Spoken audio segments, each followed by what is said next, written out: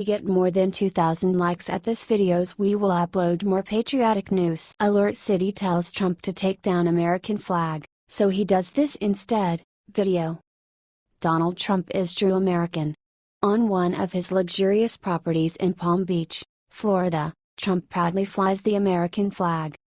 Now, it appears that Trump may be punished for flying the flag at Mar-a-Lago, given that authorities found that it was hung at 50 feet. City ordinances call for flagpoles to be kept under 30 feet. If charges hold, Trump could be forced to pay $120,000. For what? Being extra patriotic? Trump was determined not to remove the flag, so he decided to lower it to 30 feet. He also called for the city to donate the fine to veterans organizations. "I'm a very patriotic guy," Trump said in a statement. "I'm very proud of the country, and I don't want to take down the American flag. And I don't believe you need permits to put up the American flag." Since making the decision, the legendary businessman and presidential hopeful has received immense support from the community. What do you think? Is Trump the kind of leader we need in this country?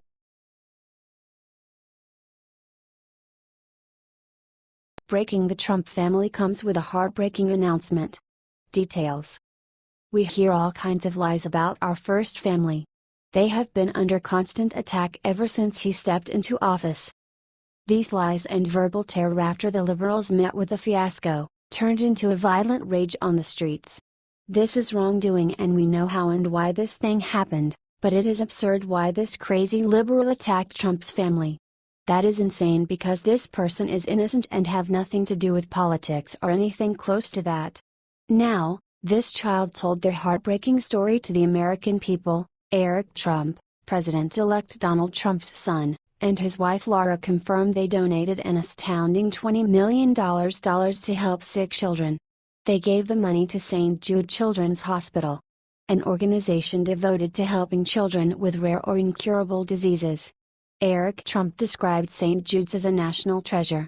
In this video, Eric is stunned and visibly moved when he recounts his first visit to the hospital and saw all the wonderful work that was being done. He decided he had to be involved with such a worthy cause, but even St. Jude was shocked at the amount he gave to help their incredible mission. Eric said he was proud to be a part of such an important organization. While he acknowledged how blessed he was to have healthy children, he understands the importance of charity, to help others less fortunate. And in this case he wants to help find a solution for pediatric cancer, the disease that takes so many young children before their time.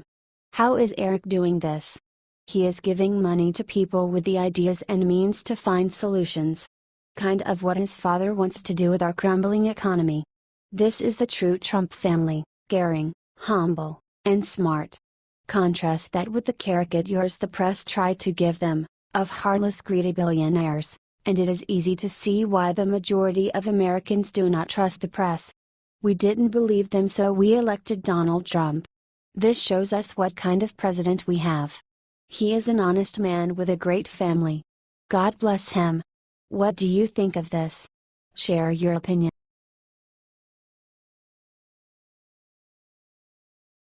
IT started. President Trump met with a very important person for the first time. Condoleezza Rice returned to Washington, D.C. She has appointed a meeting with President Trump at 10 a.m., after she met with Vice President Mike Pence earlier today, according to the Washington Examiner.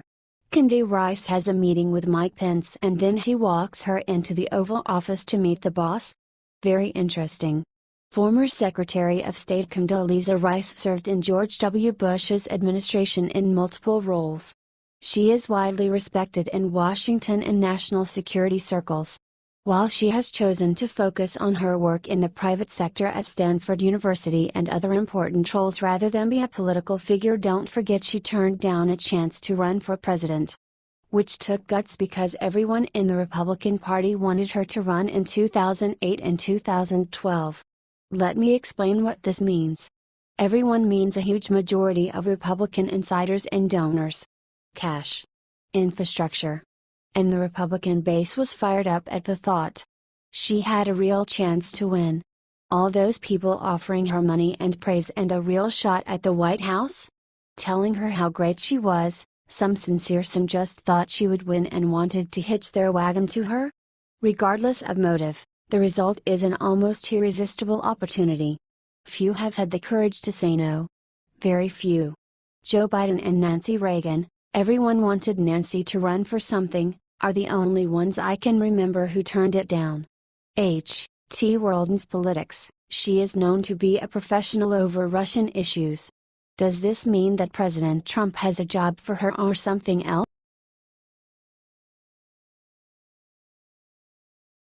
Massive news: President Trump just got the best news of his presidency. Look what happened to him today. The mainstream liberal media is trying to make a fake picture of Trump's presidency, by representing that he is such a massive failure, and has no hope to win in 2020. They are all dead wrong. We can all agree that Trump is doing a better job than Obama, even though he is only 2 months in office. However, the conservatives are not the only ones that think the liberal media is wrong. A few major liberals think that Trump has a chance to win again in 2020.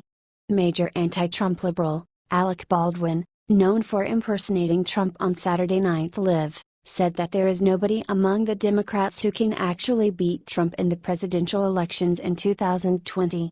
None of those people are going to beat Trump, Baldwin said.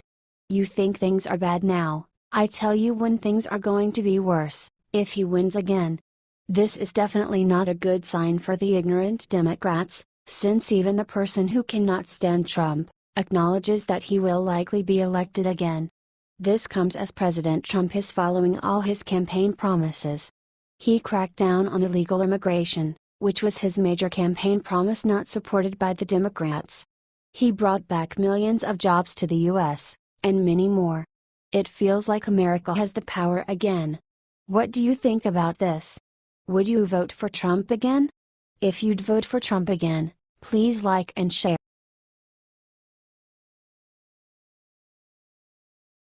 Unthinkable. CBS reporter tries to embarrass Ivanka Trump, immediately regrets it. Liberal hack Gayle King just interviewed Ivanka Trump on CBS and attacked her right away. But Ivanka proved once again that she's just like her father and can stand up against the liberal media. Gayle asked Ivanka if she felt complicit with what her father was doing to the White House, and Ivanka saw right through this attack. Gayle wanted her to apologize for her father, and instead she stood up for President Trump and destroyed Gayle King on live TV. Video below. If being complicit is wanting to be a force for good and to make a positive impact, then I'm complicit. I don't know what it means to be complicit, but I hope time will prove that I have done a good job, and much more importantly that my father's administration is the success that I know it will be. Watch this 1-minute clip, then share on Facebook if you stand with Ivanka and President Trump.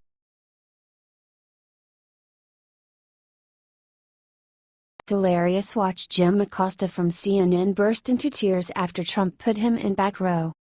CNN White House correspondent Jim Acosta can cry about President Trump seating him in the back row at a recent press conference until hell or Siberia freezes over. Back in January, Acosta verbally accosted the president, who called the newscaster rude and a peddler of fake news. Former CNN talking head Reza Islam took things down a notch and called Trump a piece of shit on Twitter and was fired. Turned out Acosta was so upset about the seating arrangement that he went on CNN and cried to Wolf Blitzer how it might have been retaliation against CNN for nothing other than its stellar reporting on Trump. What happened? Blitzer asks in his usually serious and penetrating manner. Acosta noted that in most cases representatives of the media are placed in one section, therefore it was highly unusual that he would find his seat waiting in the faraway hinterlands of Trump's press conference in the Rose Garden. He said it was like being in Siberia. It's doubtful that Acosta has ever been to Siberia in Putin's vilified Russia, but we get the Russian connection. Acosta later assured CNN viewers that if it was in fact retaliation, it was not going to deter CNN reporters from asking tough questions.